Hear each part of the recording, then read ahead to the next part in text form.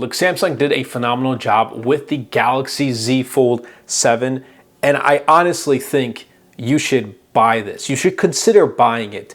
Go to your local Best Buy, go to your local carrier store, check it out, and try it because it is a really good upgrade, especially over the Z Fold 6. Like, I can recommend this to more people. I can recommend this much more easily than the predecessor because of the 3 upgrades I'm going to be talking about. And first is going to be the design of this phone. Samsung really did a nice job. First of all, they made this phone as thick as the Galaxy S25 Ultra. It's just a tad bit thicker, but it feels about the same. However, it is lighter. It weighs 215 grams, and the Galaxy S25 Ultra weighs 218 grams. And I actually was able to put both of these phones on a scale at Galaxy Unpacked, and this weighs lighter.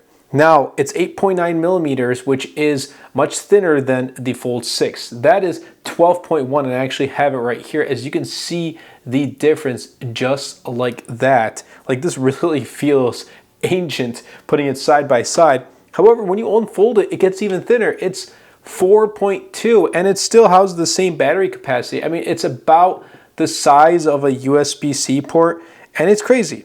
You know, the speakers on this are also good.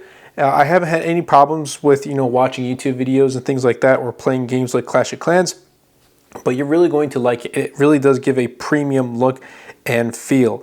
And not only that, with the design, they also made the displays, both the outer and inner, better. First of all, it is wider than the Z Fold 6, as you can see right here. 6.5 inch display and then 6.2, and because it's wider, it feels more like a regular conventional smartphone. So I do appreciate that. Like, you don't need to always open the display to use the inner one to like text and things like that. This is super easy to text now, and that was a complaint for a lot of people, and I think you're going to really like it. However, if you want to get into multitasking features and all that great stuff, or just watch YouTube videos or play Clash of Clans, which I would highly recommend on a foldable because once you do, you cannot go back.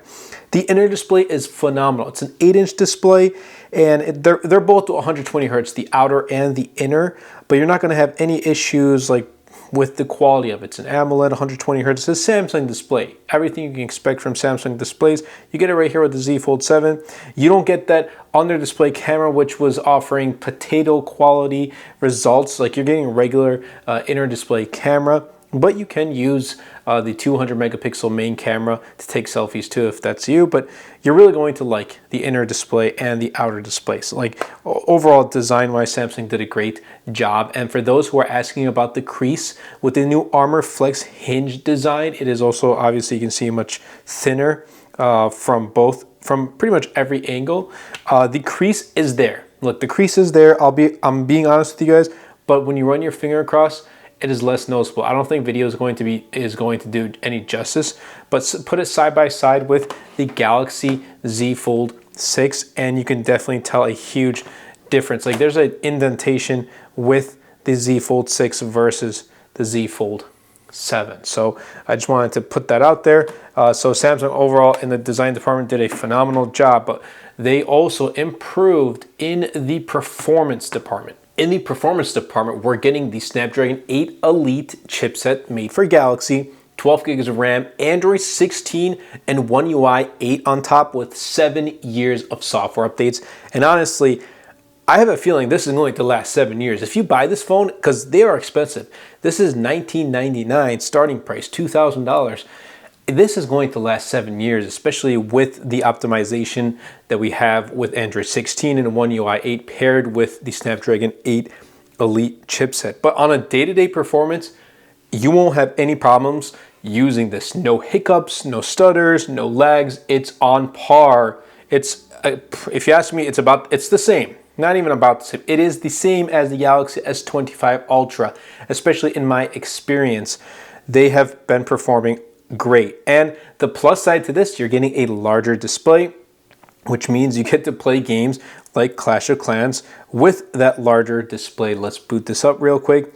But I'm telling you, this is a great device for multitasking. It's a great device for watching YouTube videos or for playing Clash of Clans. Like, look at this display.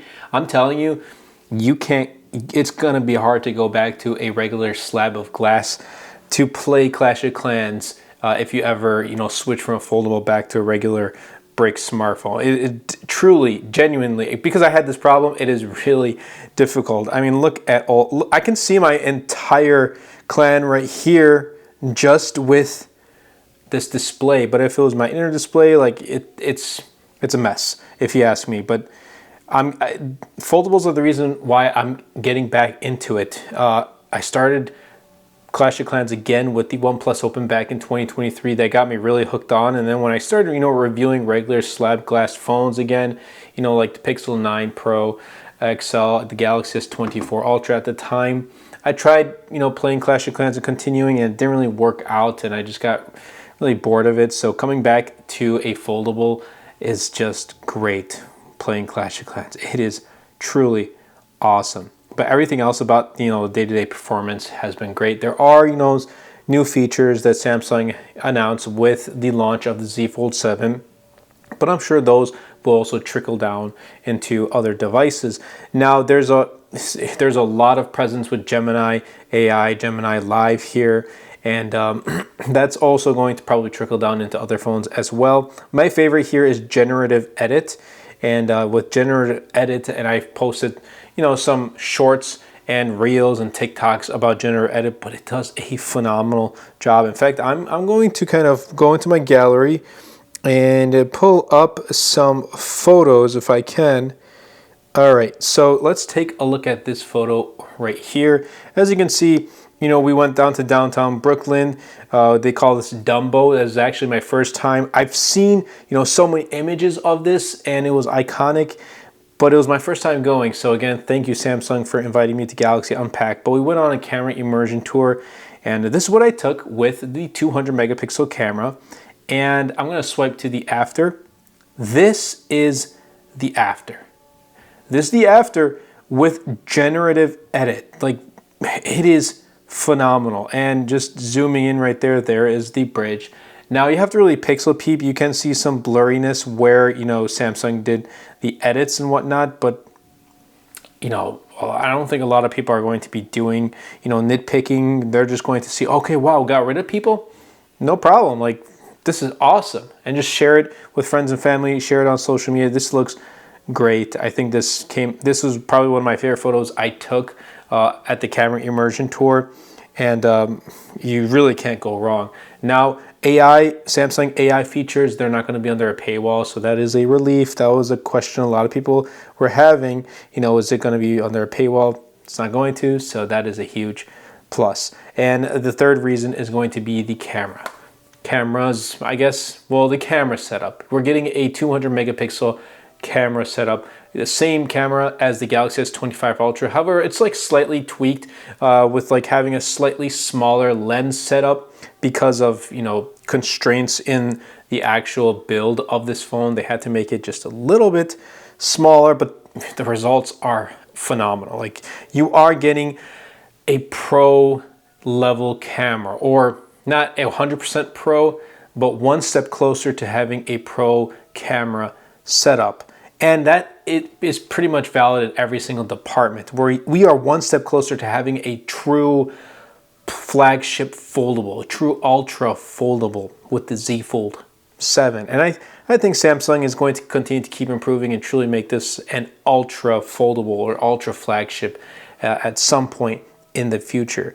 But the results on this, both for photos and for videos, are really, really good. If you really want detailed results, you're going to want to shoot in 200 megapixel form. Now, when you click, into the camera app, the default is 12 megapixels, so you do want to change that into 200 just for, to get those more detailed results. You can do 50 as well.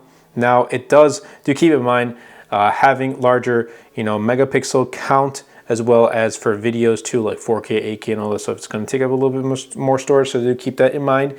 If you do want to use your Z Fold 7 for photos and videos, just be aware of how much storage you pick up. For me, I have 256 gigs which is plenty for like essentially all my phones. 256 gigs is what I have, but sooner than later I am going to end up, you know, picking up phones with 512 gigs because I am quickly running out. You know, I'm quickly starting to take more photos and videos that take up more space and things like that. But again, Samsung did a really great job, and I highly, highly recommend this. But I hope you guys did enjoy this video. If you did, definitely be sure to superman that like button, comment down below, and best of all, share this video because it really does help out the channel out a lot. I want to help push my content out to more people. Definitely be sure to check out my wallpaper packs in the link in the description down below. This one is called Marble Alchemy. I'll be leaving my other ones. My favorite one is still Illusions 2.0.